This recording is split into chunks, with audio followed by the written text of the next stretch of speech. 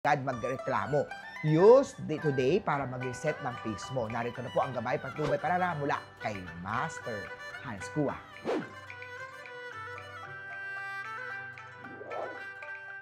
Sa mga pinanganak ng Year of the Rat, kung may tampo o tampuhan kahapon, i-clear na ngayon.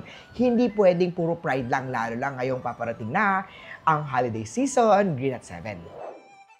Kaya ako naman tayo, bago gumastos, tanungin ang sarili, kailangan ko ba ito o marupok lang ako? Yellow at 3.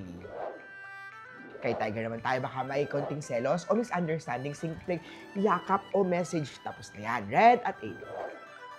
Kay Rabbit naman tayo, sweet ang energy ngayong araw, perfect day for surprise or mga acts of service. Kung single, may makakausap sa group chat na funny at charming. Ito na, just go with the flow. Blue at 5. Dragon na tayo, may mood swing ang partner mo, wag mong sabayan. Isang simpleng regalo o surprise visit lang. Work wonders. Kung single naman may secret admirer. Nasa paligid lang yan. Silver at 9. Kay Snake naman tayo, iwasan ang utang para sa regalo mentality. Huwag ipilit kung hindi kaya.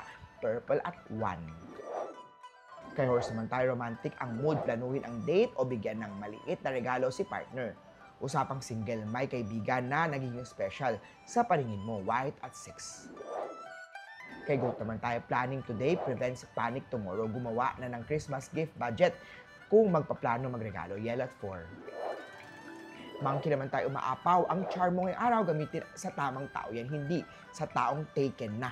Green at 2. Kay Rooster naman tayo, feng shui tip natin maglagay ng red color na cloth sa dining table para tuloy-tuloy ang abundance sa pamilya. Red at 3. Kay Dog naman tayo, may mga chismis tungkol sa iyo na partner mo. Dead, makalang. Blue at 9. Kay Pig naman tayo, sweet at calm ang energy mo. Perfect time para sa cuddle time.